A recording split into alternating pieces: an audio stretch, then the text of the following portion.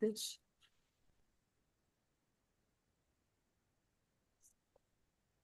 Good Good morning. As morning. we're streaming, we are streaming live, YouTubers. Welcome to Above the Sun. Welcome. Welcome, welcome, welcome. I think we're all trying to get awake, and this morning for us people on the West Coast and those that go down to the East, it's a little bit later in the morning. Boston C is showing up just on time, looks like. Yes, indeed. So yeah, we oh, look at this, Mr. Eric.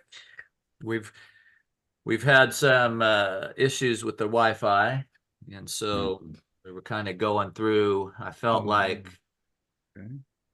at one point, I'm like, what does "fi" mean? I'm like, Wi-Fi, Wi-Fi. Why Wi-Fi?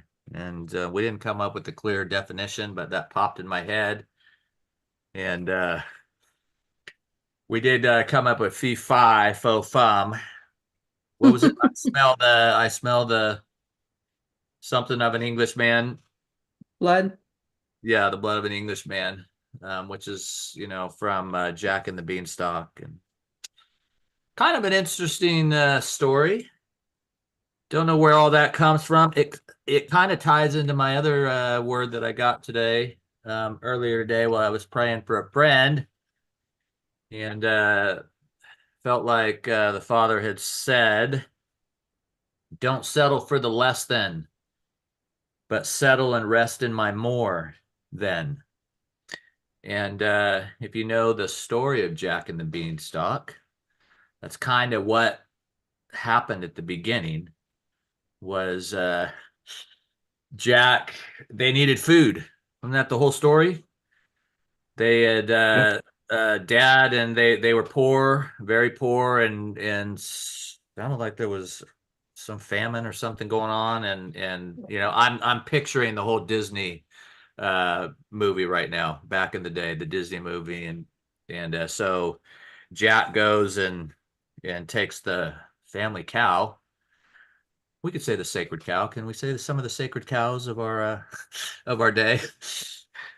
Gonna go and sell it off and bring back some money, and while he's on his way, or he gets there, he encounters a gentleman who gives him a sack of beans. Magic beans. Magic beans. They might have been coffee beans, maybe espresso beans. I don't know. Whatever it was, this Whatever was grows a stock. this was the good stuff, and he didn't know it yet, but somehow he grabbed it instead, and came back home, and of course his dad was not happy, and so Dad. his dad, mom was not happy, and ended up basically knocking the sack of beans out of his hands. And of course, the beans found the cracks in the foundation. Isn't that interesting? Found the cracks in the foundations. Ended up going in, and they ended up uh, well, in the movie Jack and the Beanstalk, it's Mickey, and I'm seeing there's a bunch of them, Mickey and Pluto, or Goofy and Daffy Duck. Daffy Duck.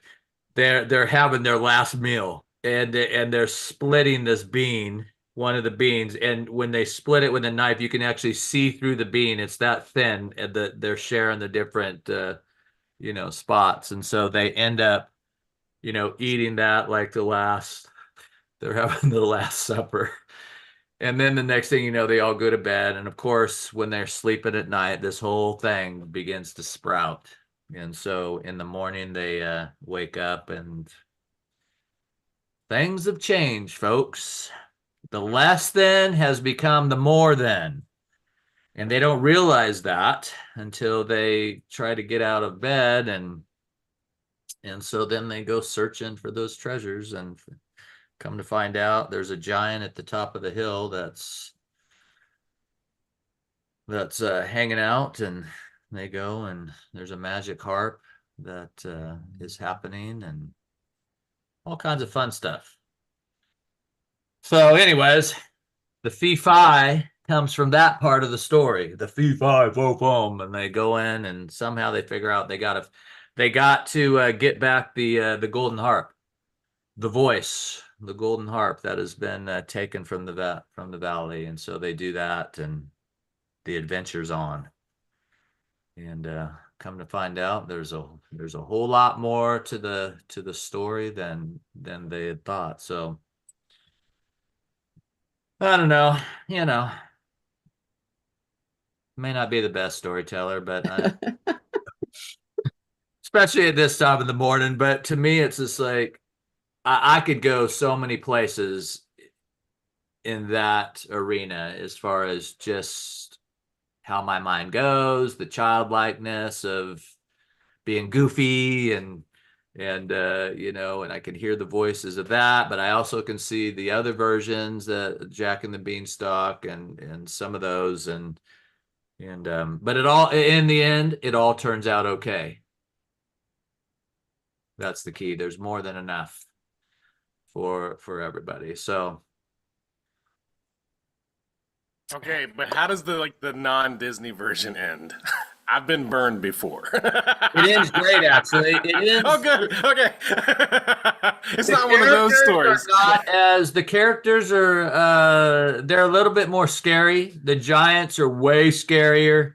Okay. The story has more of an adult, older kid version to it, All and right. it's not They animated. all with chopping down the beanstalk and the giant falling to its death.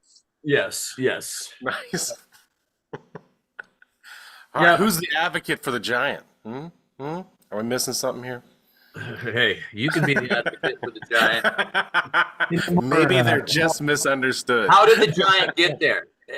Was the giant in the bean in the first place, or was the giant already in the realms and needed to be dealt with, and the bean was the means to get there? Right. Is the stalk a bridge to something that was already there, or did everything come prepackaged? Yeah. Okay, see, we're here this morning on ATS finding out hard-hitting, deep, necessary things. We're going to get to the bottom of this beanstalk, man. That's right. Or It'll be interesting Are to there know really where magic the beans? Are history beans? of this church. It'd be Yeah. interesting to know where the history of this book came from, or the story. I mean, I think Yeah. it's a Grimm's fairy tale. Is Yeah. it Grimm? It's Grimm. Okay. Yeah, I think so. Everybody, But it's old. I mean, it's an old. It's not a recent one. or Hans. What's his name? Thousands of years. Wow. This is not. No, it predates Grimm. Yeah. Nice. Yeah. May have originated from a group of stories called "The Boy Who Stole Ogre's Treasure." Could be as old as 5,000 years. Hey. So if you look at Enoch and you look at Jack and the Beanstalk, Let's go Well- there. Let's go there. well, could the giant have been a Nephilim? Eating people. And I think in this story, that like the more Anime. R-rated version of it is the non-Disney version is that he's a human. I mean, he's Yeah. eating humans. I think the Comes cartoon down even to hints Earth. at it. The cartoon even gets at it. They're trying to, yeah. And that's the saying. I smell the blood of an Englishman. Fee, fi, fo. And that might have been put later in the story. Who knows? But that makes part of that part makes sense then. Like, okay, what is that? What does that part of the the story actually mean? I mean, and we're Englishmen, back then, was it, who knows what the Right. It was. It no, it wasn't wasn't an Englishman back then. Well, all right. This is going to reveal my incredible lack of detailed history. But would it be like the Gaelic and Scots and like that were Maybe. Englishmen? Englishmen came later. I don't know. Hater. Yeah. So is that Much bigger the than him. American version? More like when we were coming out of you know, out of the British and into here. I don't know. It's an interesting way that Disney put that. Like, let's just pass by that little part of the song as he's fee fi fo fumming. You know. Right. Well, fee fi fo fum. I smell the blood of a holy one coming from my veins. Hey, we like that. I'm changed That's into a right. new creature by the DNA. Right. Way to go. Way to change the verse. True story. Yeah. That's the true story, not the Disney story. That's the kingdom story. Yeah. I love it. It actually has the above and the below. So we have the going above where the treasure was at, actually, the mysteries, the treasures, and then it has the below, above the sun and below the sun story. This fairy tale or fable has a lot of meaning. We'd could use our imagination in that way and go, all right, what does this look like? And when did the sympathy for the giant start? I don't know if there was ever any sympathy, but they made the giant in the character or in the Mickey Mouse fun. He was, I mean, but he was dumb but he had all the treasure and basically he wanted the harp because he loved the sound. That was the whole thing. He wasn't mean as far as taking it, but he was, he fell in love with the sound. And so that's what, Mickey and all them were getting out of the little treasure chest. They had to actually get the key and go in there and open that chest and get the harp, the golden harp, and run away with it without, and then trying to go this beanstalk, which is, and of course you got the whole crowd down below, all the family and everything, chopping or not chopping or, chopping the tree down and all that stuff. So yeah. Mhm. Yep.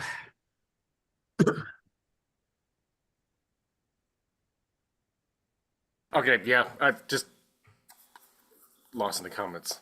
But so probably sympathy for the giant is a recent thing. Of course. Probably so. Of course. It, Got to have a It- positive in anything. well, it explains, or you could explain it, right? By the past couple hundred years of history, we've culturally erased supernatural things. So without a supernatural understanding or perspective of the rift between the giants and the people, right? This was something that was harming them. Jack was not just pilfering, right? He was starving, and in some stories it says that the giant killed Jack's father. Yeah. And so now we dismiss, like, this is ridiculous. Giants don't exist. Why was Jack up there stealing stuff? And you have sympathy for the giant because you don't ascribe any supernatural adversarial spirit to the being. You don't believe in adversarial spirits. So everything is a victim. Everything's a victim. It's like, no, it's true that you can be a victim of your own adversarial spirit that you allow in, or exist naturally within something like a Nephilim, which doesn't seem to have the capacity to be anything but adversarial. Even when it dies, it releases demons or spirits of some kind to cause destruction. And we've dismissed that culturally, at least in the West. I wonder what it's like out Yeah, I in was just thinking about that places. today or yesterday about part of our cultural shift over the decades, over the century, has been the possibly by intent, about removing the mystical Mm-hmm. from the everyday stuff. Thinking about like I was thinking about the blood of Christ. Yeah, I grew up in the church thinking that growing up with the Protestant viewpoint that it's symbolic. Blood of Christ, the body of Christ is symbolism. Counter to the Catholic viewpoint, um, which is when I eat and drink the elements, they actually become those things upon participating in it, eating it. And constantine, what is it called? Consumption, or what is it? So it's a word. Transubstantiation? Yeah, that's it. Yeah. And so that hails back to a more mystical bend and belief system upon the elements, right? That in the Western culture, in Protestant culture, they were did away with. And I get the reason. The initial intent is to remove the profane, to remove the magical, magical words from it, in the sense of this is going to solve my issues by saying these magical words. Taking this is going to solve my problem apart from relationship. I get that this is symboling of that, so that it doesn't cause and misdirect and what is valuable, what is important, what is true. And the relationship aspect with Christ via the blood in the body, and not just some magical totems that we use.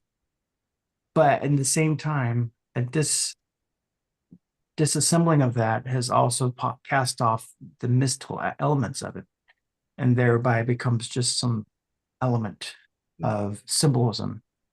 And it kind of facilitates, and that's just some micro concept to a kind of a wider concept of a removal of the mystical from the elements of society, of culture, relegating them to children's stories, fairy tales, children's imagination, movies, books of imagination. We got your fiction and we got the nonfiction, right?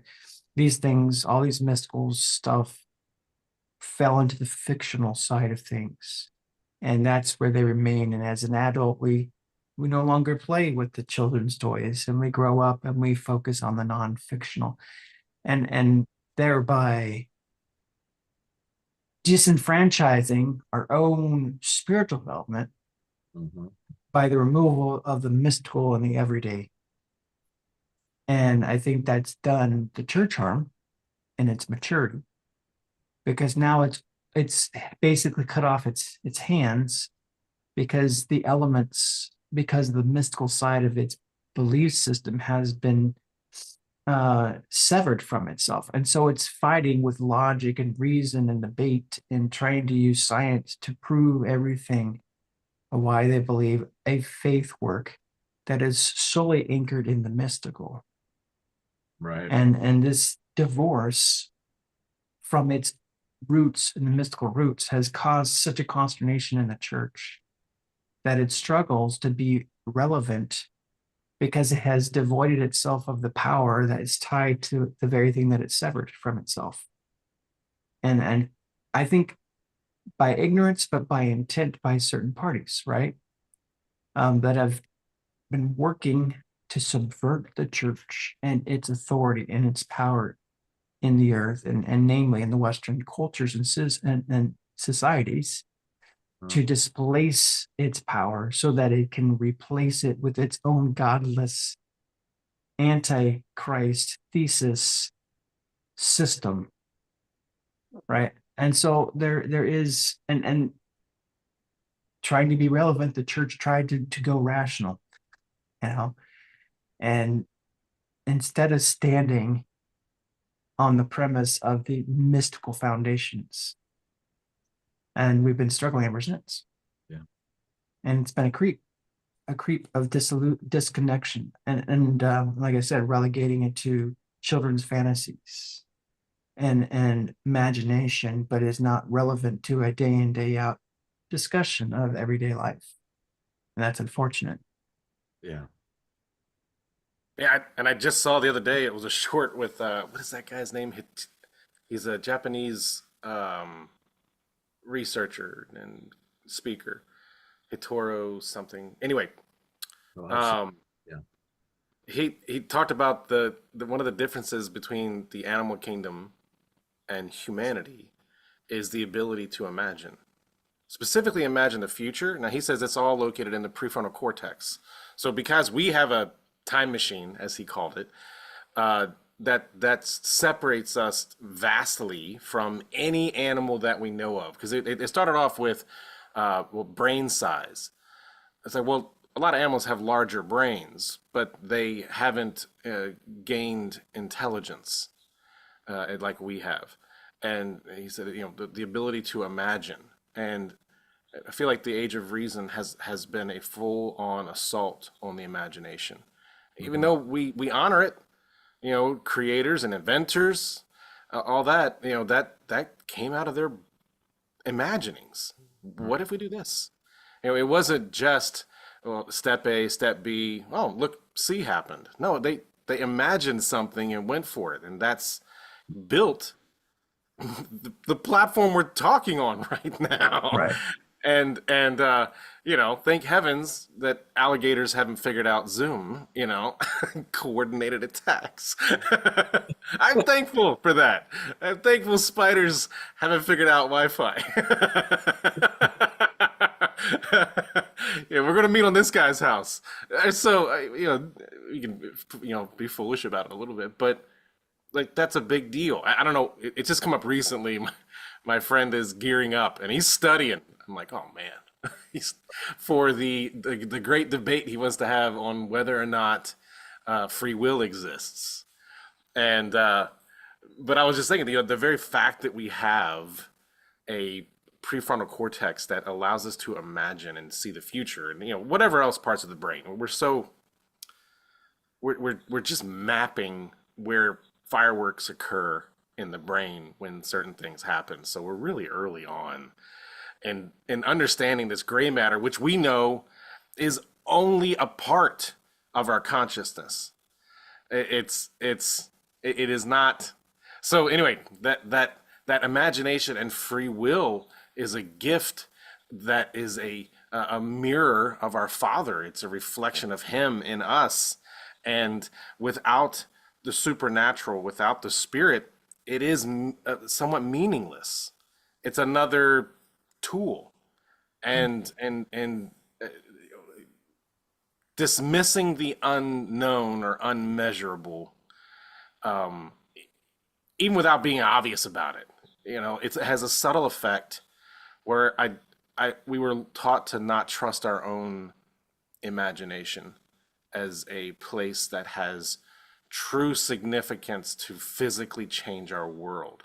Yet we're using the product of it in just about every aspect of our lives now. And it's taken a toll. And the church is, like I said, it's a lifestyle choice. We're characterized by morality and liturgy. What do you do? How do you do it? And where do you draw your moral lines? They matter, sure, but far less. Like, yeah, always like I got that, man. Look, you know, it's all covered in Christ. Let's get past this. Stop focusing so much on it, defining yourselves by your discretions or indiscretions, and get back to a connection with me and the kingdom that is at hand. It's been at hand for a long time. I would And just add, beautiful to see that. I was just going to add that isn't it interesting that scientifically that the heart is 100,000 times more electrical than the brain. Yeah, like it sends more data And- to the brain than the other way Yeah. around. And the heart is 5,000 times more magnetic than the brain. So you would think that energetically, being an energy being, you might want to spend some time in the heart to take advantage of the Mhm. 100,000 times electrically, because we do live in a plasmatic electric universe. We're plasma beings. Everything is energy, frequency, and vibration. Yep. So where you spend your time really matters. So it's, listen, I love the science of the brain and all that stuff. And It's because fascinating. we have four of them, right? The body brain, the gut brain, the heart brain, and the head brain. Brain. They all got to work together. They're Yeah. not they're not independent of each other, but where we spend our time. Right. So it's this is all about the heart. It's a heart play. Yeah. So Yeah. What Is your ties all those brain and brains your together? mind the same thing? What's I that? think your depends on how you mind, use the word mind. yeah, to me, mind is a part of the soul,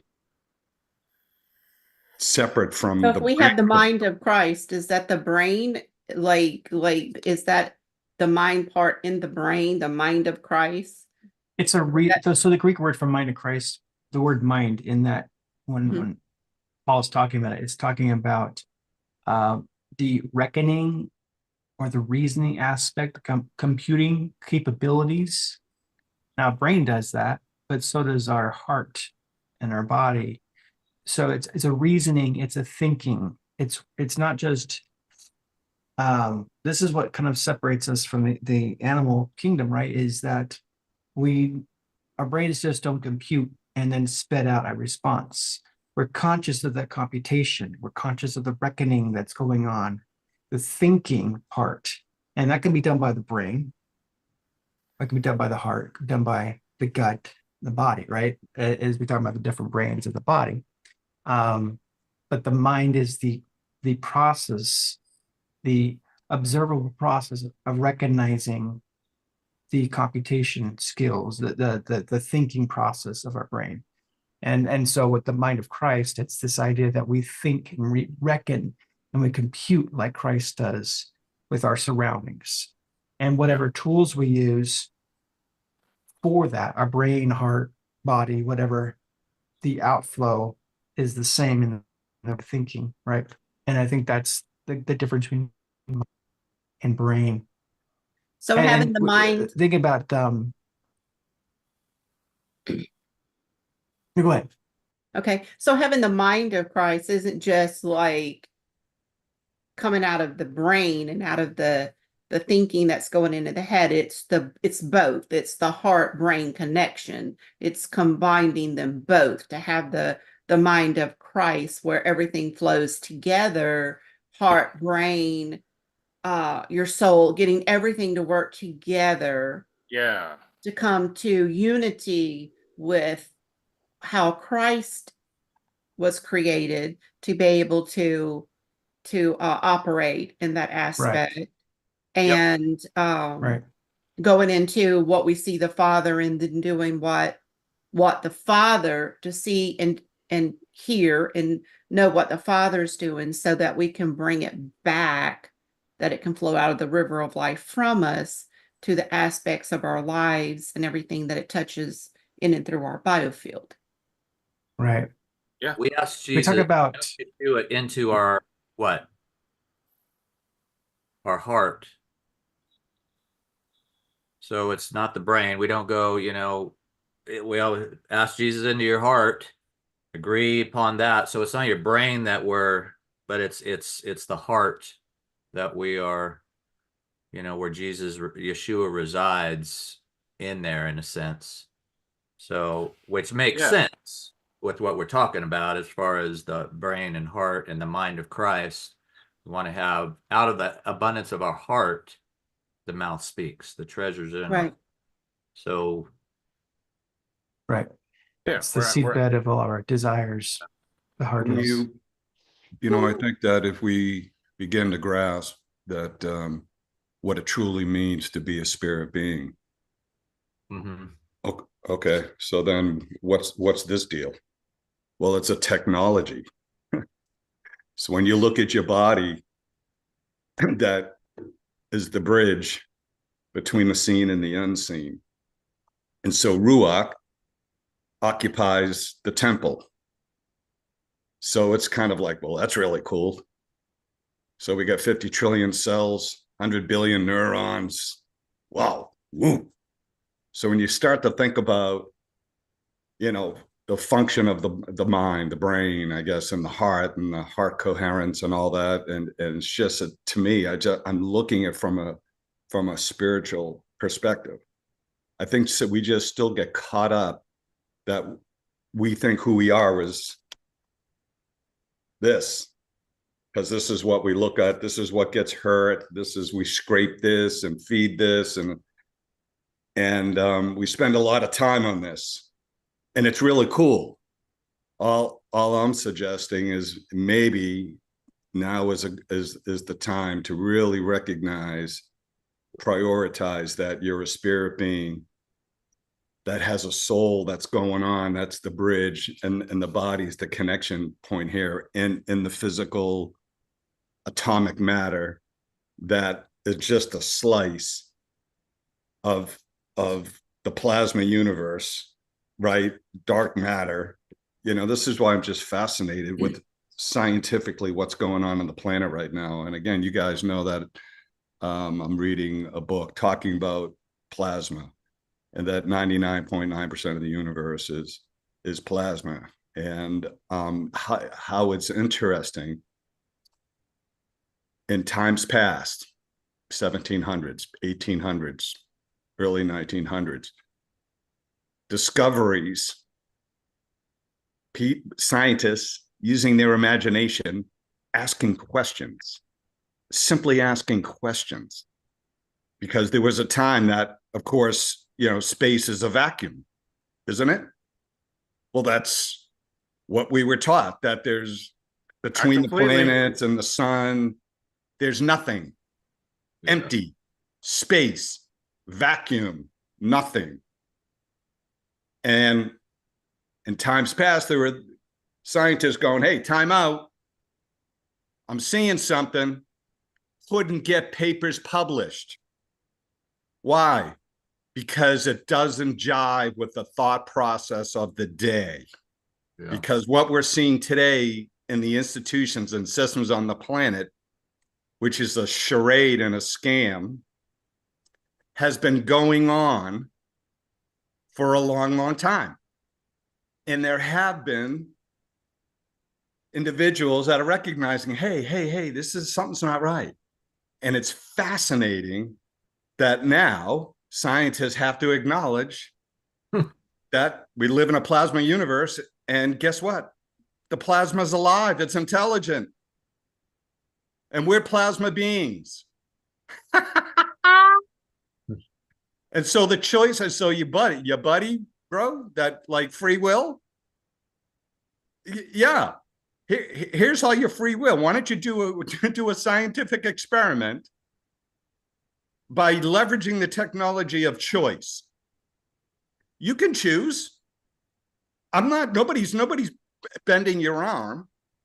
So make some good choices for a while and see what kind of an outcome you get. And then make some dumbass choices and see what outcome you get. And just compare the two. Do a scientific experiment on yourself. You have the free will to make a good choice or a bad choice and see what happens. And then report back out to the team. So yes, we do create our own reality in this physical little slice. Mhm. I mean, it's like this. It's really cool. It's really cool. And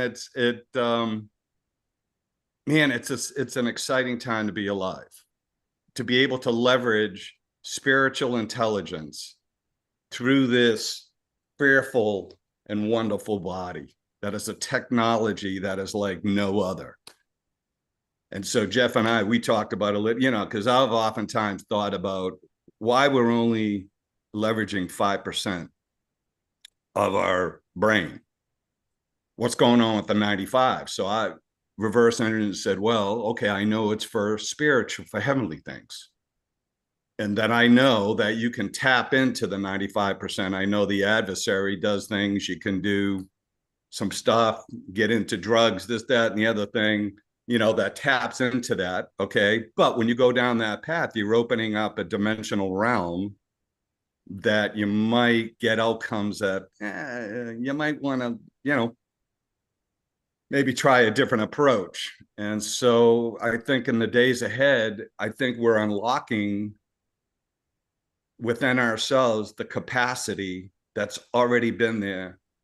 But I think there is a qualification to decode how we get access to the other 95%, to tap into some of this and not be bullied or intimidated because the way you're thinking just doesn't line up with the way everybody else thinks, and yeah.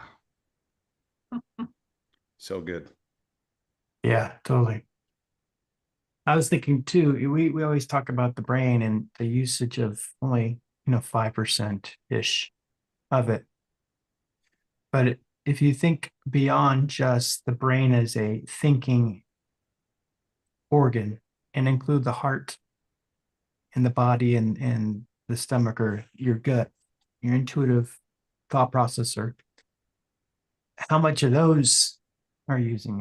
Can that be measured? And then you add that to the brain and you realize that probably more than 95%, how much are you not using? Yeah. The heart, how much thought process are you using of your heart? We're so focused on reason in the brain that we don't have the emotional thinking, the heart knowledge thinking down. That's shut down even more so, right?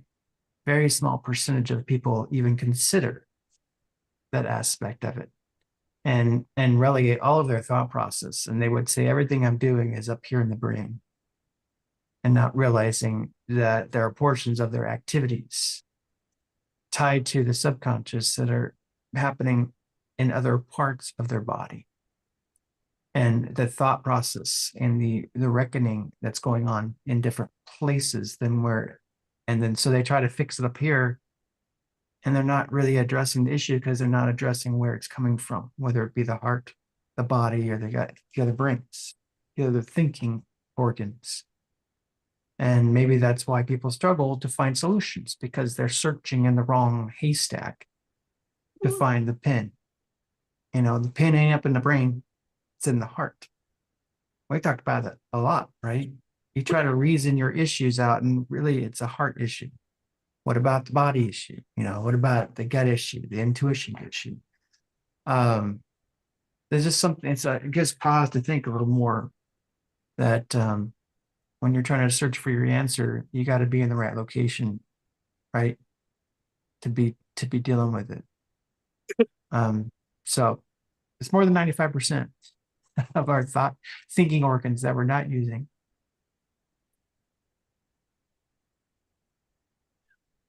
And where did that come from? How did they figure 5%? How did they decide on what 100% looks like? If no one's doing it. Well, I imagine it's from the brain, like what you're talking about, they're doing the mapping. Right. I imagine it comes from, they only see, if you take the whole landscape of the gray matter and they've only seen, sparks in certain areas, then they say, Activity in certain areas only. Activity is only in 95% of the brain. The rest of it's just blank, no activity going on that they can figure it out, right? But yeah, maybe we need another DNA strand for that. Right. Well, I was telling Chris this yesterday, and this is something I had, and I'll share a little bit. It's something I haven't really fully unpackaged, so I don't feel like I have a full understanding on it. But I was in communion, and as I took a drink, and in that moment of sharing communion with Christ, I had this split second down. I mean, it was like communication, right? It wasn't words. It was just imagery, so quick, so fast. And then I had to take next 15, 20 minutes to actually formulate language to try and package this idea. Mm-hmm. The idea of Christ's blood we talk about plasma, right? Plasma is 55% of blood. And it's a very interesting component that's in place there. And the correlation between the plasma in our blood and plasma in space, it's not a mistake. There's a connection. But what I was getting is that plasma of Christ, when we participate in his blood, and I'm doing this a very short, Yep. decaffeinated explanation, Right. it unlocks the 95%. It's the decoder, the unencryptor, decryptor for the other 95%. Speaks a better word. That my belief is, my opinion is that 95%, and I'm just using that number because that's what we throw around, that portion of the brain that is unused in the average human was actually fully functional prior to the Tower of Babel. Mhm. And that Yahweh locked down that portion of the brain because it accessed, there are portals that are contained in that allow us to go to and fro other dimensions. And that we had access to places and experiences and engagements that our brains allowed us access to. And because of the dangers that existed there, because of the godlike capabilities that allow us to do like our Father, I think it wasn't just a confusion of language. Right? We've talked about how the Tower of Babel was a place where ESP was active, where they may have been using the tongue, but the tongue was just complementary to what was already going on, heart to heart, mind to mind.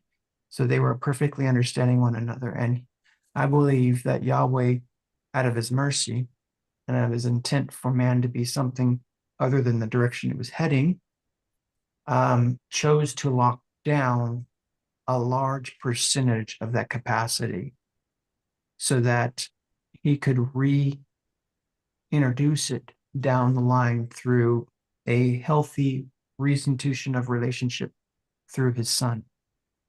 And so I have this opinion, basically this download was basically the introduction of Christ and what he did in the work and this blood reopens the capacity to enter into the other 95%. It gives us full access to the rest of our brain. But when we participate, it is what I call a biodimensional identity, right? Bioscan, where God looks at us, Father looks at us, says, "Oh yes, you're one of mine. You're in the Son. I give you access." Right? So it's a DNA scan and says, "Oh, you have access now." He gives us the capacity to go into that and unlock the brain so that we can engage with those dimensions through those portals. Subconscious, I believe, is tied into that. I think we can unlock the subconscious like never before and engage in those realms, the multiverses of our subconscious that are within us. And I think that it's only accessible through the blood plasma, the ionized blood plasma of Christ that we introduce into our bodies, into our souls, and we engage with on a regular basis through a relational dynamic. The other component was that I was getting this download was that man has been attempting to access the 95% in partnership with other dimensional beings. That the trading tables, the trading floors that humanity has had with other beings is the attempt to re-access those areas. And to some degree, a limited success has been experienced, but the bulk of which has been denied access because, again, not through the Son, not through the Christed plasma engagement that we are invited into. And so, and I think part of the trading is because man carries a specific DNA seed of Yahweh and ability to create. There's something unique in the human species that these beings want access to leverage. And so in the leveraging of the trade, they're saying, hey, we're going to unlock you. We're going to help you unlock your greater potential. Maybe they get an extra 2, 3, 4%, who knows? But what are you trading? What are you giving up? What birthright are you exchanging for a bowl of soup, right? Is what goes in my brain when it comes to that stuff. But even then, But even then, the mysteries that they're unlocking are superficial to the vast wealth of secrets and mysteries that Father has for those whom he loves. And through the engagement of the portal Christ, through the Christed plasma, through the Holy Spirit, Ruach, who reveals all things to us, we can so the plasma is so this intelligent plasma, this is the other component. The intelligent plasma of Christ is a living being, living thing. And I don't what I was getting wasn't necessarily this being that you engage with, but it's a organic, intelligent substance that is a biomechanical, electromagnetic technology that unlocks, decodes the mysteries and secrets that are held up in the brain. And then by participating in it, you engage this decoding technology, which is his Christ the plasma. And I'm like, this is crazy stuff, right? Because this is like, I almost didn't want to share this because it's so like out there, even for myself a little bit. But here's the funny thing. So you guys know that I've been doing subliminal messaging, right? And the most recent one, expansion, is all about the mind of Christ. So before I had this download, and then it was afterwards, I'm like, oh my gosh, it's working, because I was actually listening to it all morning long, and I had it going on in my headphones, and I had the experimental track was actually the one I was listening to. So it's really kind of alienscape kind of feeling. But here I am, I'm going into communion, I'm being pulled in, I'm having an existential experience. And I begin to sit, as I begin to drink, boom, this download comes. I'm like, right? Later on, I realized I was taking my own medicine. I was using my own medicine in a sense to unlock this experience where Yahweh, engaging in the blood of Christ, the plasma, unlocked and provided a download to expand my revelation of the brain and of the capacities of the thinking man in Christ. And so it was like a 2-for-1 cell, right? I was like getting this revelation about the very thing that I was experiencing and engaging with. So it was really cool to have that. So like I said, it's really fresh. There's still probably more that has to impact, definitely. But it's something that definitely to chew on and expand with more musing and ruminating. And then you tie that to, if you can get your mind wrapped around the fact that that big love has a unique dimensional reality, which each and every one of us, right? Because again, we can struggle with, yeah, Lord, you're pretty busy. There's 8.2 billion on the earth. There's a lot of creatures in the unseen. There's a lot of stuff. You're busy. I mean, I appreciate you taking time to have a conversation with Boston C, but how can we just like have one-on-one time? It's like, bro, I'm in you, man. We have one-on-one every day. I mean, Yeah. Okay, it's your higher self talking to you in relationship. I'm in you, you're in me. And from that, I began to kind of understand that, you know what? We all have our own unique dimensional reality. Absolutely. And when we transition from this physical, that unique dimensional reality continues. Interesting. But that begins to open up the fact that, wow, you're so outside of your creation that you have the capacity to have a unique dynamic relationship with each and every one of us. That one-on-one time that's happening 24/7, 365. And when you start to kind of get that deal, tied into the plasmatic blood of Yeshua, and it's like, and you cleanse the heavens. And so it's just kind of, it's all kind of tied together. Yes, sir. Yes, sir. Keep drinking, man. And Yeah. it's not, it's like it's a capacity but a preference. So like the manifestation of the sacrifice of Christ when it happened changed the way that Yahweh deals or prefers to deal with humanity. Because we've been calling for like big corporate things, right? It just come zap everybody so that everyone can see and no one questions. He's like, hasn't done that yet. Hasn't done that yet. And yet Yeshua's words were personal. There's a preference to do this on an individual level, one at a time. Something will emerge from that through us individually. So I'm not doing it the other way, and it seems like that's the way a lot of lowercase g gods dealt with people groups, were corporate. Like, we all worship Baal.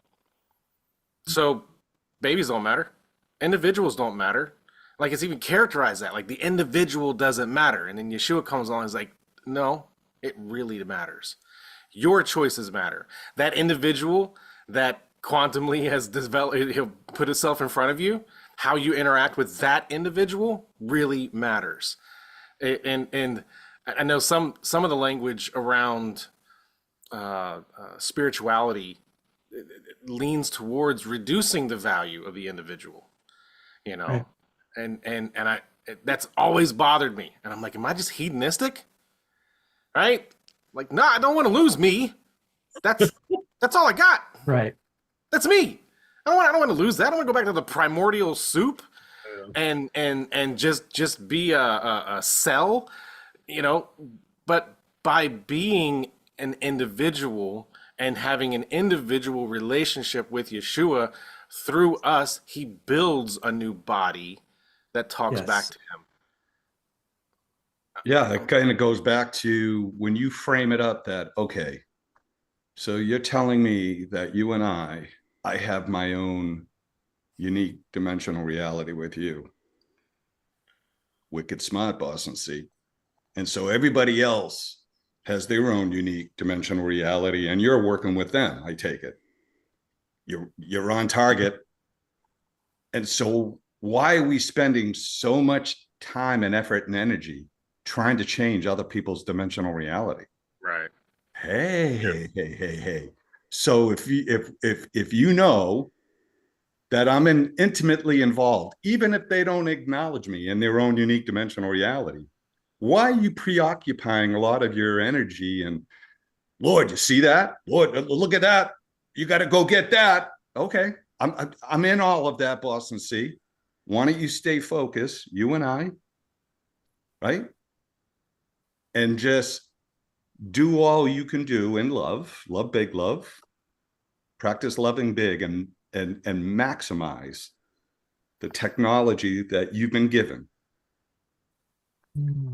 Strive to thrive in your own unique dimensional reality with me.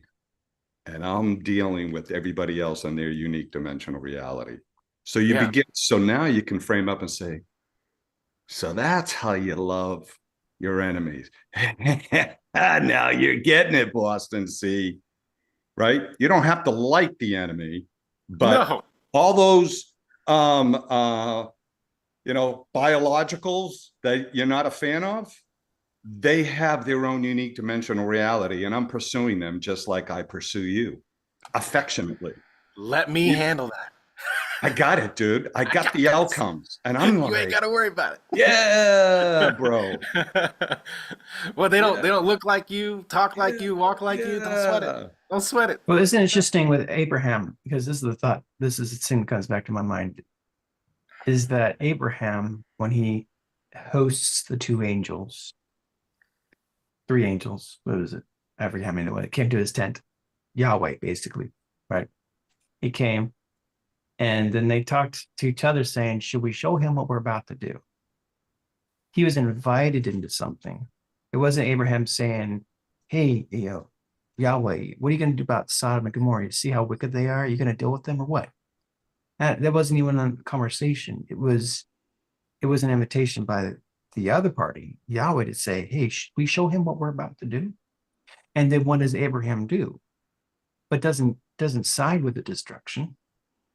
He actually opposes it, in every question. Well, what if there's only one, 10, 5, 1?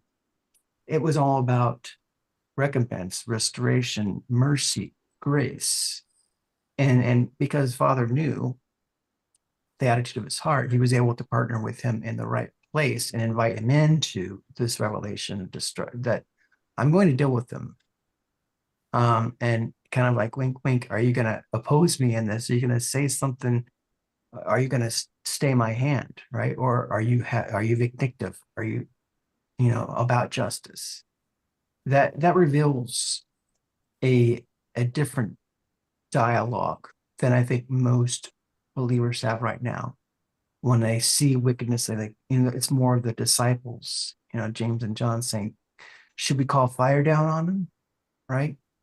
It's the opposite side of the conversation. And I think Father intends and desires us to have more of an Abrahamic engagement than a, teenager moronic response of the disciples. Both want judgment and mercy, and both want correct. They want what's out of alignment brought into alignment. But the going about it in conversation is completely different and reveals a different level of maturity of relationship in both circumstances. Unfortunately, I think the immaturity of the church leans more towards the disciple response than towards the Abrahamic response. And we need to shift the conversation in that direction. I think will be more effectual in requests that we put before the Father regarding creation. And you can see this is more than just what we do in our church's conversation. Like there's the heart of the way we manage to live with human beings. Like the only solution is a central authority that controls and mitigates the risk of me engaging with other individuals. Mhm. Like that mentality is very present on the whole globe right now. And not just in our little weird YouTube channels. The way this is perceived, whether it's through the mind of Christ or something else, really, really matters, down to the minutia at a granular level in your life. Yeah. And it's being reflected in a way that corporately we're deciding how humanity should be governed, managed. That's the right word. Yeah. Governed is such a terrible word now. But yeah, it's risky, and it's supposed to be, because without that risk, the emergence of the body of Christ is stifled. Yeah. So good. Well, we're top of the He's the hour, one who guys. took the risk first. Right. So good, guys.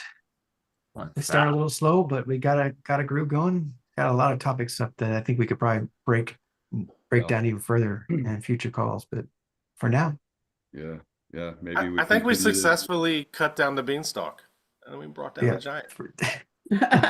We may have got back to where we were. Yep. They were jelly beans, by the way. Dolly beans. Yeah, I think it's okay to say right. we took down a giant today. That's not too bold. Well, until next week, then. Shalom. Yeah, stay in the way, stay in the You path. guys. Stay and rest. Yes. Absolutely.